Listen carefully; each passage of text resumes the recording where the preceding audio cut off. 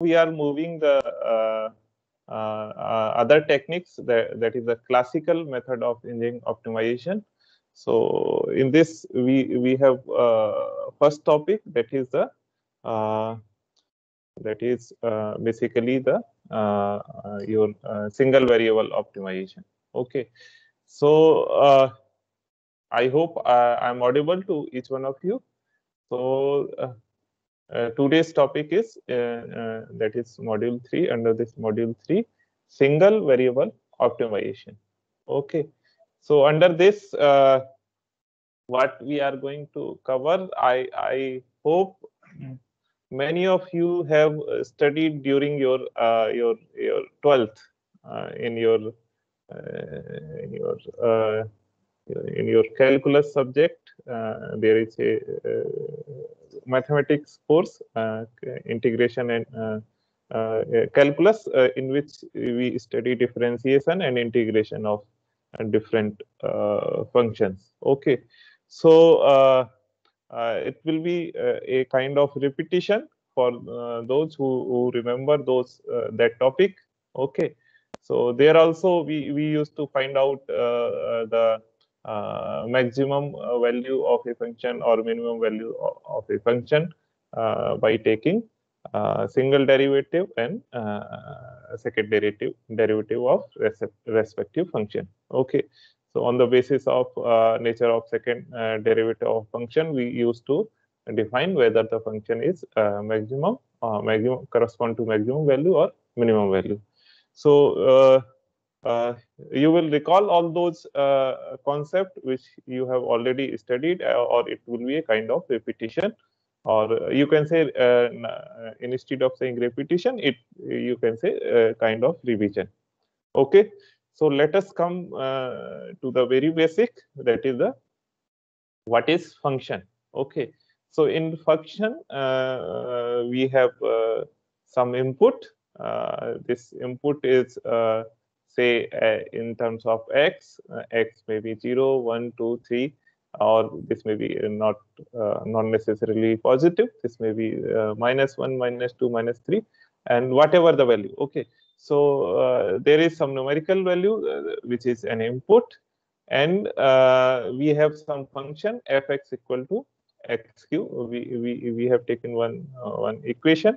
Okay, so we are calling it as function. Why we are calling it as function? That for corresponding value of one input, there is some output. Okay, so say for fx equal to x cube, for x equal to 0, the output is 0. For x equal to 1, what is the output? Output is 1. Okay, so this fx we have denoted it the term y. So this the value of y for x equal to 0 is 0, x equal to 1 is 1. For x equal to 2, what is the value? It is 8. Okay, similarly for x equal to 3, the value is 27. So in function, similarly, there is another function in which the same input we are giving, and we are getting different values of your y. Okay, so this way we can say that in what is a function? In function, we that in function, for every choice of x, there is a unique value of y, and here y is equal to fx. Okay, so there is some domain of a function means that all possible sets of input. Okay, so here what is the domain is from 0 to 3. So domain will be 0, 1, 2, 3, 4. Okay, so this is a set of all possible input which allow the function formula to work. Okay, so then what is the range? Range is the set of all possible output values which are usually denoted by which results from using your function formula. Okay, so here we can see your domain is from 0 to 3, and your range is from 3 to 45. In the previous function, what was the domain? Domain was the same, 0 to 3, and your range was from 0 to 27. Okay, so let us try to understand more, or we can say recall the things which we studied during our 12th class. The function may be constant or unconstrained. Okay, so unconstrained, we know unconstrained domain in which the input may be any real number. Okay, entire set of real number may be the input. Okay, but in the constraint function, we have certain distinct subset, okay, of real numbers. Okay, so under constraint, we have some value from this value to this value. Your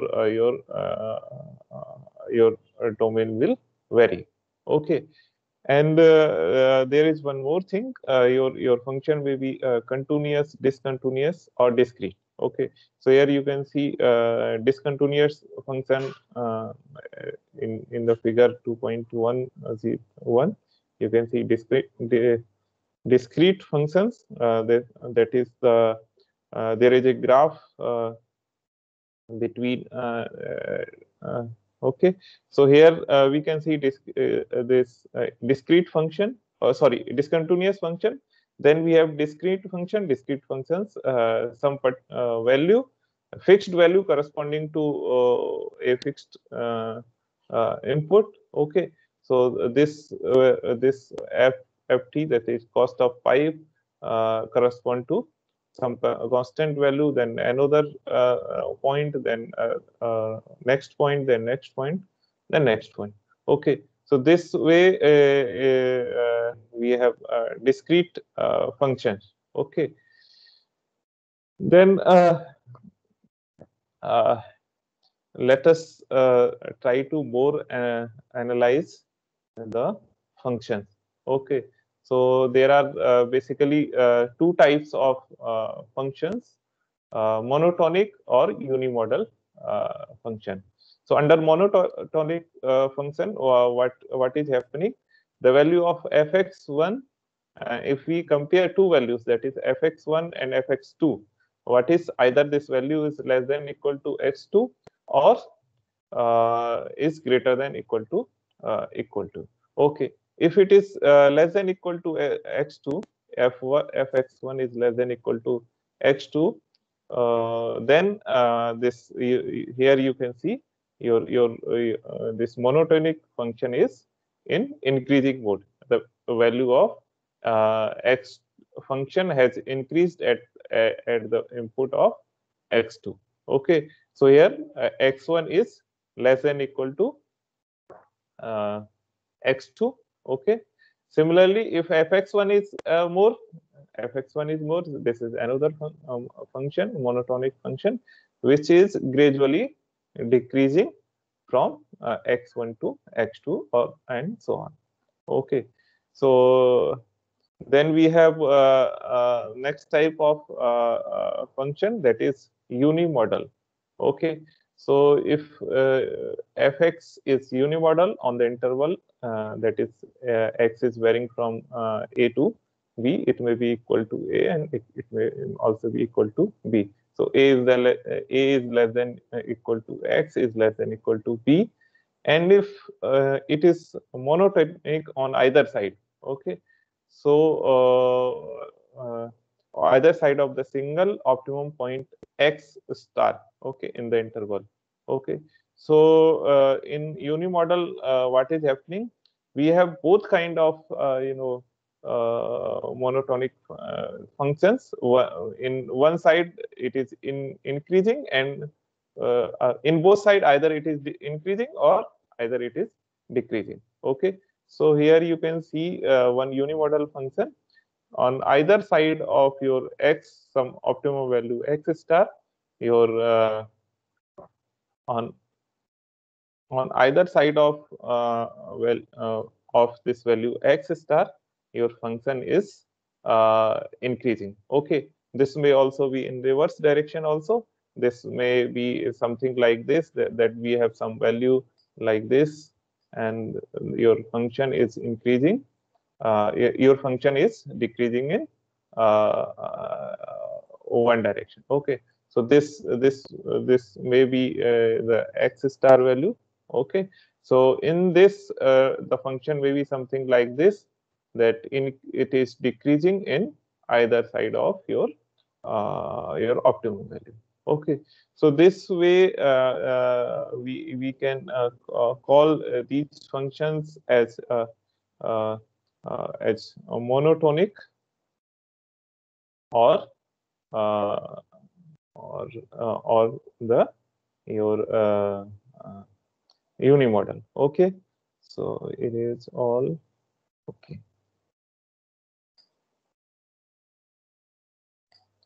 Okay, so just a minute. Okay, then here we saw there is some value x star value on both side of this. The value is either decreasing or increasing. Okay, so the point is how to find out this optimum value in the case of a given function. Okay, so because this optimum value will be your either maximum value or your minimum value corresponding to your respective function. Okay, so here are the two questions. First one is your static question, that how can we determine whether a given point is the optimum solution. Okay, so we have a certain value of x, that is the input, and we are getting certain value of output. Okay, so how we have to determine whether this point is optimum solution or not. Okay, so one thing is there, that if it is optimum solution, then it is fine. But what if it is not optimum solution? Okay, so if it is not optimum solution, then how this is your dynamic question, that if it is not optimal point, then how one is going to find the optimum solution. Okay, so let us try to understand this optimality criteria. Okay, how one is going to find out whether the point is optimal, whether a value of x is optimum value or not, or if it is not optimal, then how we are going to find out the optimum value of your x. Okay, so let us try to understand these. There are the two terms, that is local or global optimum. Okay, so let us first try to understand what is global optimum value. Okay, so here I have written global minimum. Okay, so this may be global maximum or minimum. So we are trying to understand what is global minimum. Okay, so suppose there is a function fx which is a set of S, that is your domain, attains its global minimum at a point where your x star star, this is x double star is for global optimum value, is a function, is a set of your domain S, if and only if your fx is star star is then less than equal to fx. Okay, so for any value of x, if your fx double star is less than equal to fx, then this value is called as your global minimum. Okay, so I think you will be able to understand that your fx will have multiple values. Okay, So like when I took the example in initial, there was a function. So we were giving certain input values 0, 1, 2, 3, 4, and we were getting certain output, like in first example we got 1, 0, 1, 8, 27, like this, and then we have another range, something uh, something 3, varying from 3, 5, 17, and 45. Okay, so for all values of x, okay, if this condition is satisfied, that for at any value of x, the function fx is always x double star is always less than equal to fx, then it is called as global minimum. Okay, so this is the condition for global minimum. For your what will be the value for global maximum? This sign will change and it will be greater than equal to fx. Okay, so fx star, the sign will be in opposite, and instead of less than equal to, for global maximum, what will be the value? Fx double star is always greater than equal to fx, where x is varying, x is having some domain of real number. Okay, so this is for uh, global minima or global maxima. Then talking about local minimum. Okay, so local minimum is something that we set certain range of your input. Okay, we have certain range of input, like in this example. We have range of x is varying from 0 to 3.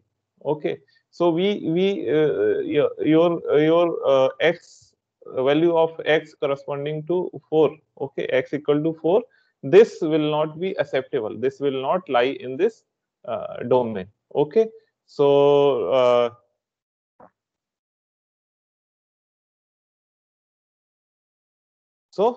so in if we are taking local maxima, suppose x is varying from 0 to less than equal to 0 to less than equal to 3. Okay, so then what we are doing, what we are defining, your local, we are trying to find out our local minimum, which where input is varying from 0 to 3. Okay, so in that case also, which condition should be satisfied?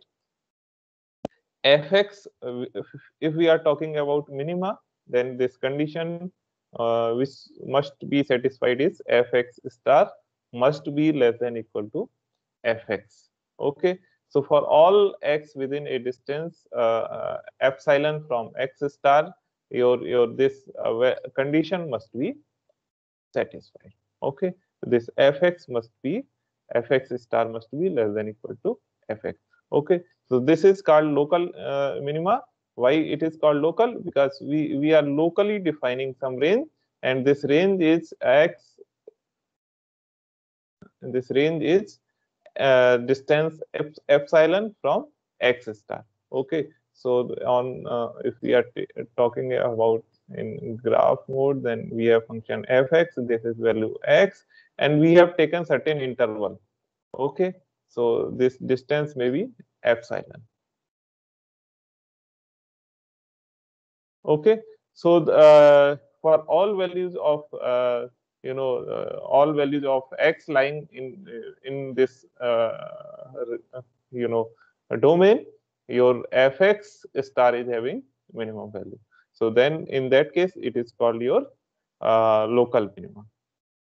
Okay, so let us move forward. Okay, so here you can see by this example, we can also try to understand what is the local maxima or global local optimum value or global optimum value. Okay, so suppose we are taking distance from x1 to x3, and we if we want to find out the global minimum, local minimum, sorry, global minimum. So what where this value will lie? This will lie corresponding to your x2. Okay, suppose we are fine. This will be your local minima.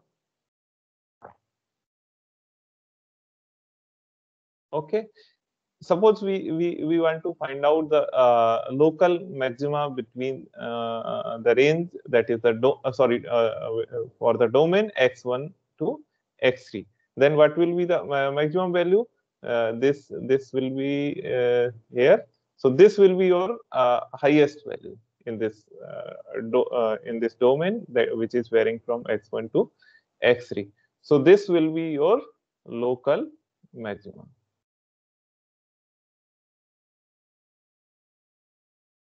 Okay, so suppose we do not have any such restriction, then okay.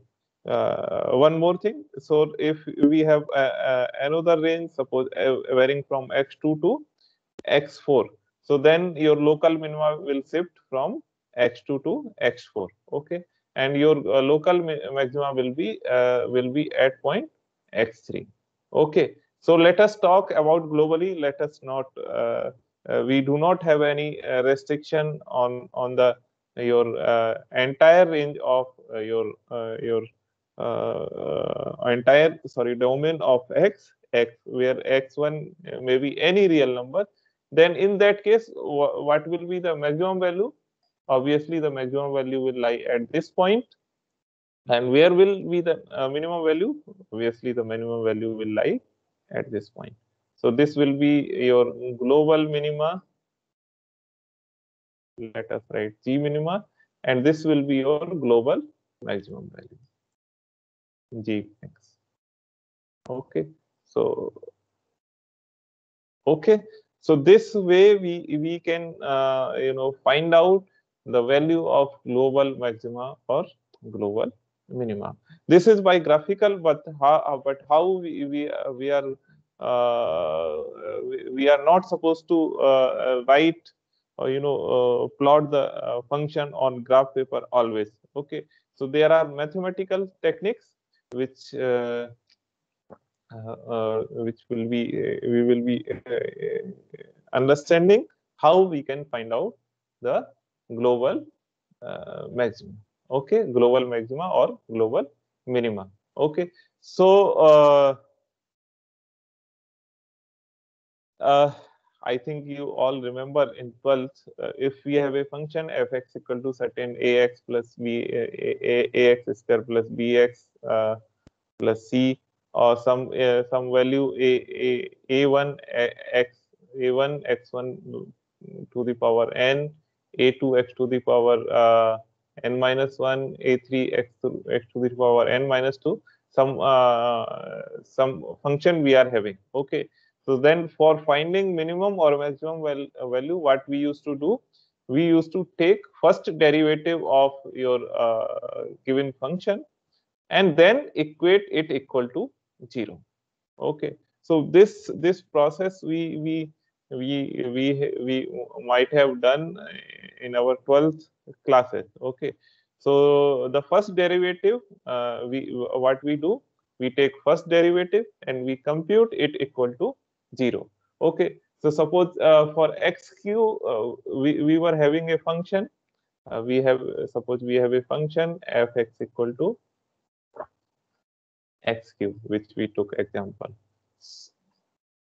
x cube. Okay, so if we take first derivative, what will be the value? F dash x will be equal to 2x square. Okay, and what is the next step? We are supposed to equate this value equal to 0. So equate it equal to 0. Okay, so this will give you certain value of your x. Okay, then okay, After that, it is not mandatory that we will get only one value of x for corresponding to after equating the first derivative equal to 0. So this is not mandatory that we will get only one value of x. We may get multiple values depending upon the order of your function. The function may be first order, second order, or third order. It will depend on the number of x to on number of power of raised to the x. Okay, so suppose we have one function fx equal to I am taking a very small example for clarity, 2x square minus 4. Okay, suppose we have one function fx, and what we are supposed to do, we are supposed to find out the optimum value, whether it is minima or maxima, because we are not aware the optimum value will be your maximum function, maximum value or minimum value. So what we will do as a procedure, what we will do, we will take first derivative, and first derivative will be corresponding to fx equal to, sorry, f dash equal to first derivative equal to 4x minus, there is no minus, 4x. Okay, so let's just write it as, for clarity I'm writing, plus y. Okay, so I'm changing this function for making this example to be more simple. Okay, so this will be 4. If we take first derivative, then this will be 2 multiplied by 2, 4x. Then this will be 4.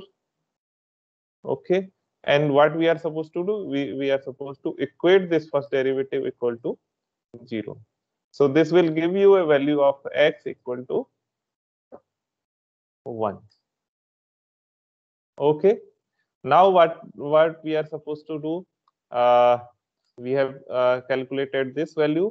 Now we have taken first derivative, and we have find out certain point. So this time in this example, the corresponding value of x is x equal to 1. We have only one value of x, but in higher order function, you may get multiple values of your x. Okay, then after that we have what we are supposed to do, we can take second derivative. So this what condition we are going to check, this second derivative either may be greater than equal to 0 or maybe less than equal to 0. Okay, so it shows that either this value will be positive or either this value will be negative. Okay, so okay, so let us take second derivative of your function fx. If we take second derivative, we are supposed to take derivative of your function f dash x. So this now becomes f double dash x equal to what? If we take derivative of this value will be 4. Okay, so after this, what we are supposed to check, if this value is greater than equal to 0 or less than equal to 0. So obviously this value is greater than 0. Okay, so if this value is positive, then the value of x correspond to your minimum value of your function. Okay, if this value is negative, if suppose this would have been -4, then this will correspond to this x star, x value will correspond to your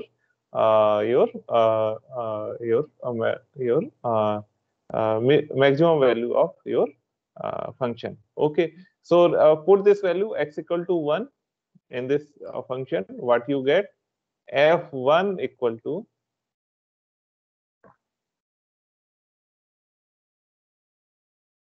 sorry, just a second.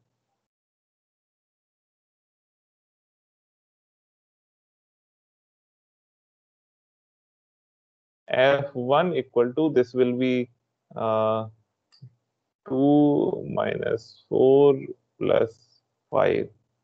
Okay. So how much it is? 2 minus 4, this will be minus 2. So this will come around 7 minus 3. Okay. So here we can see the value of minimum value of function f1 fx is 3. Okay. So let us cross check it. Let us calculate this value for function f x equal to 2.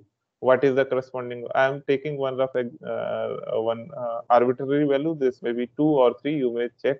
Okay. So what will be the value of f x function for corresponding to x equal to 2? So this will be 2 into 2, 4 into 2, 8. 8 minus 4 into 2, 8 plus 5. Okay. So here we can see f function 2 is equal to 5. Similarly, let us check it for minus 2. What is let us check for minus 2. Okay. So for minus 2, what will be the value? This remain 8 plus 8 minus plus 5. So this value will come around 21. Okay. Okay. So this way you can see if your function, that is second derivative of your function, is positive value for certain value of x, then this is a point of your minima. Okay, this is the case of your minima. If it is less than 0, then that is, if the value is negative, then it will be a case of maximum. Okay. So any doubt student can ask, otherwise I will move. I think these things are must be very clear to all of you, because it is a kind of revision of the concept which you have already studied during your 12th. Okay. So if there is any confusion, otherwise I will move forward. Any question? Okay. So proof I will not discuss. I will share one small write up, maybe less than a half page. So I will not give time on this proof, because you all have studied this topic. Okay. So moving forward. Okay. So these things are already discussed. Let us move. Okay.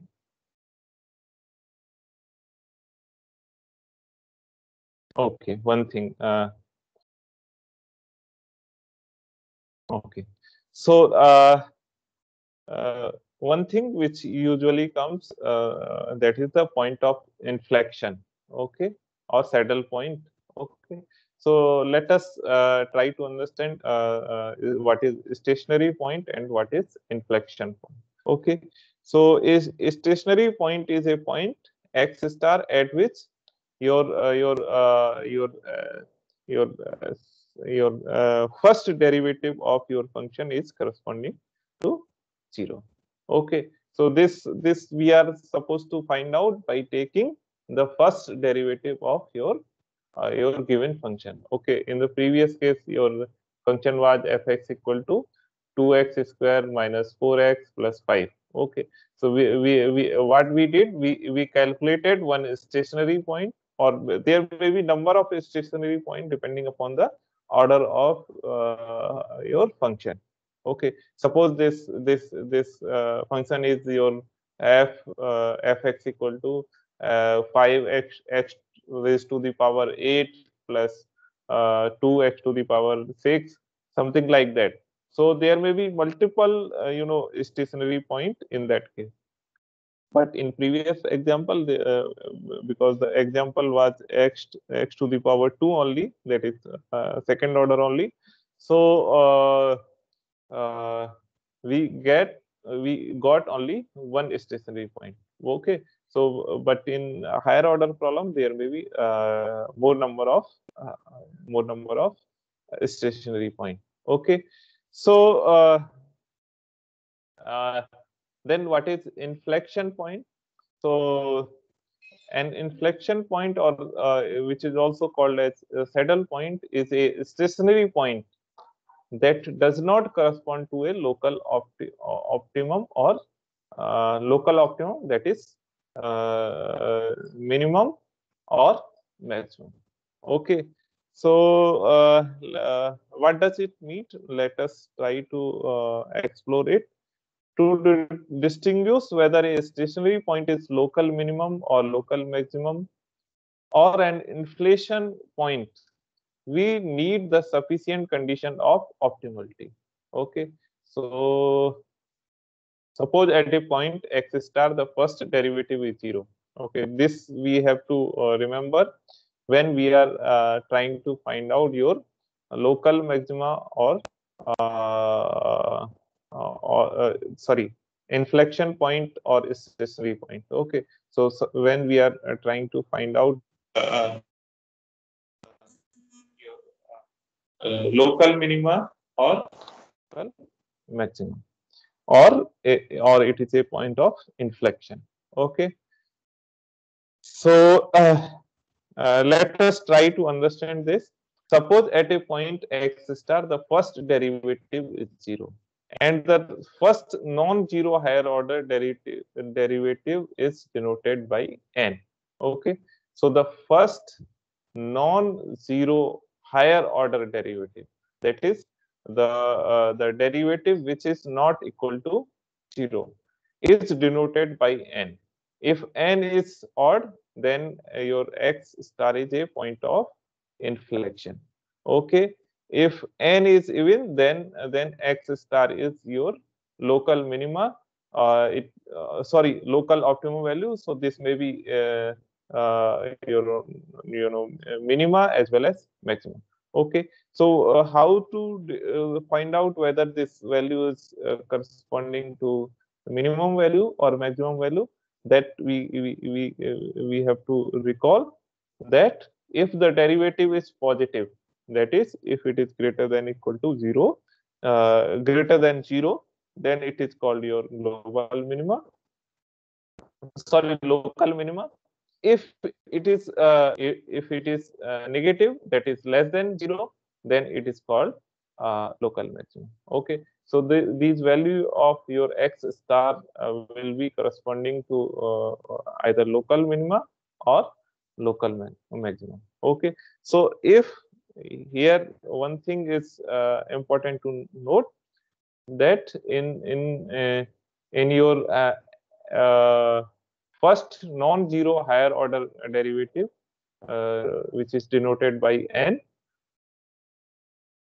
Okay, so then this is called if it is denoted by n, and if n is your odd number, then it will simply correspond to your inflation point.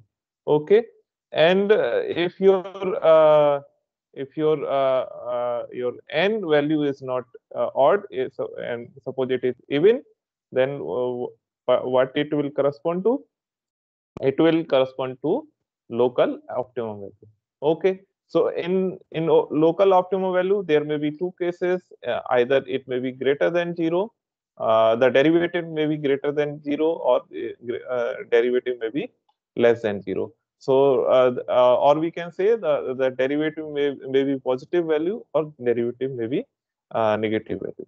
Okay, so if the derivative is positive value, then your x star value of x star will correspond to local minimum value. Okay, and if the derivative is negative, then the then your optimum value, that is the x star, will correspond to your maximum value. Okay, any confusion till now? Any question? I think it is a revision of the things or the concept which you are already aware. Any query? Okay, let us take one example. So here we can see we have a function which we took example in first slide. Okay, fx equal to xq. We are taking this example. Okay, so from this example, try to understand where we will get point of inflection, how we will get the stationary point. Okay, so we have a function fx equal to xq, and as the first step, what we are supposed to do, we are supposed to take the first derivative of your given function. So this is fx, first derivative fx equal dfx over dx equal to 0.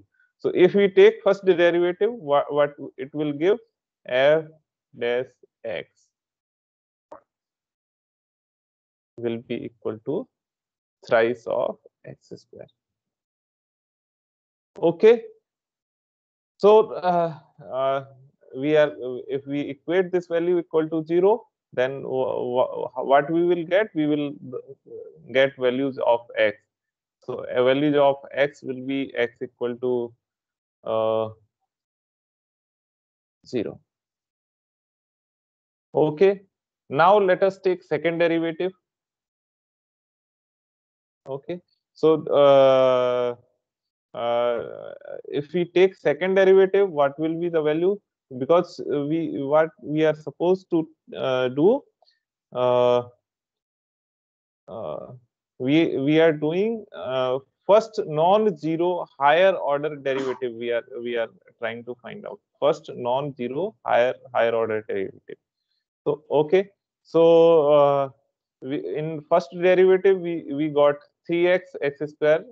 Then in second derivative, what will be the value? This will be 6x.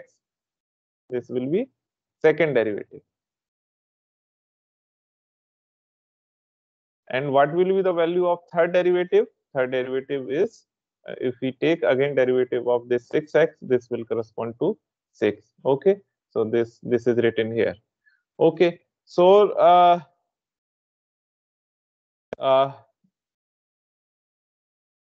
so here we can see the first non-vanishing derivative is 3. So the first derivative, try to understand the nature of your first derivative. The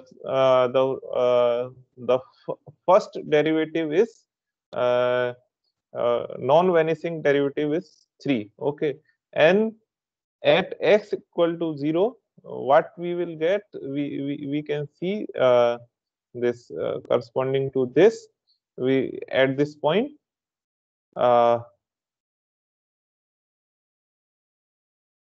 Your value of n is odd. Okay, so the non-vanishing derivative is 3, and your which is a odd value, and therefore at x equal to 0, it is a point of inflection. Okay, let us take one more example.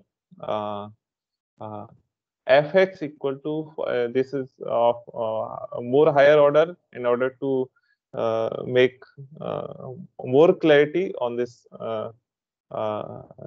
topic, that is how we can find a stationary point, how we can find point of inflection, and how we can decide whether the given point is your local minima or local maxima. Okay, so I will, since we have only 5 minutes, I will move quickly. We have a function fx equal to 5 x raised to the power 6 minus 36 6x raised to the power 5 plus this equation we are having. Okay, so as a procedure, what we are supposed to do, we will take first derivative of this function fx, and this will correspond to 30x 180 x raised to the power 4 plus 330 x raised to the power 3 minus 180 x square.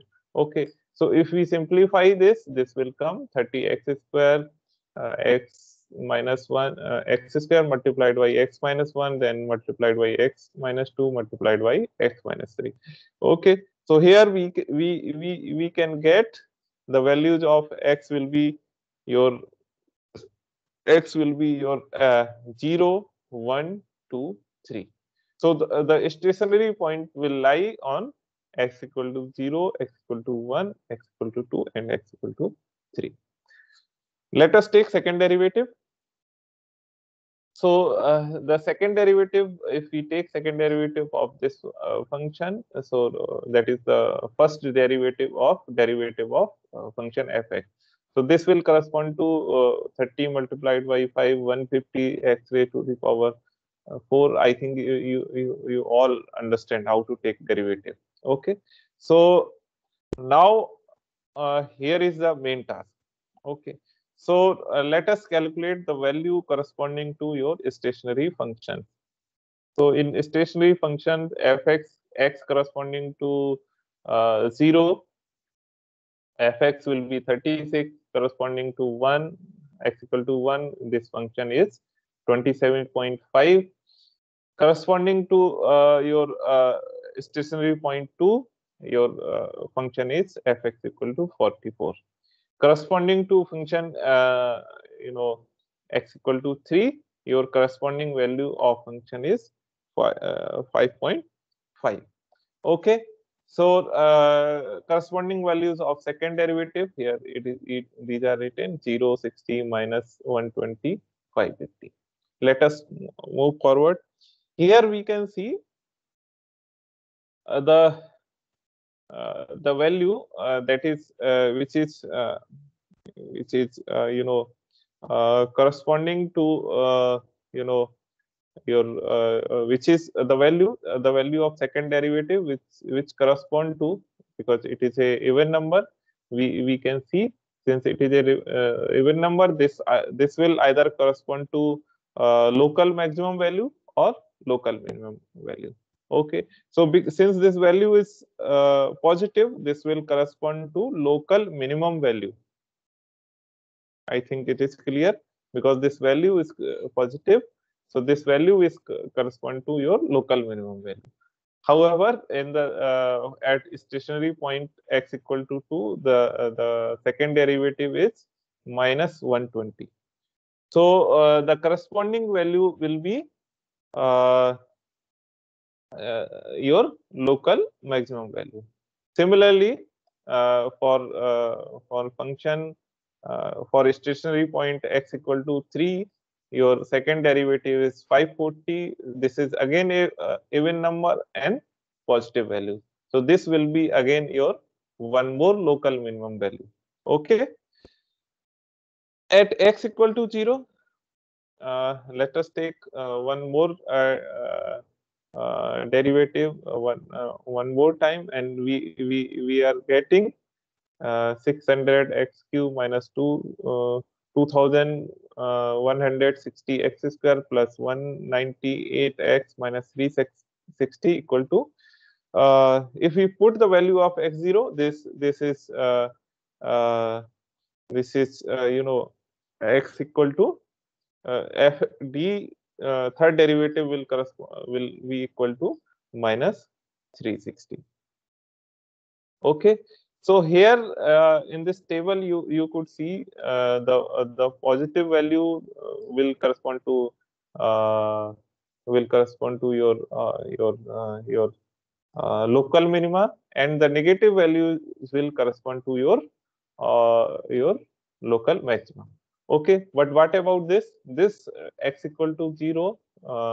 This value is not neither corresponding to your local minima or your local maxima. So this will correspond to point of inflection. Okay, so I will stop here.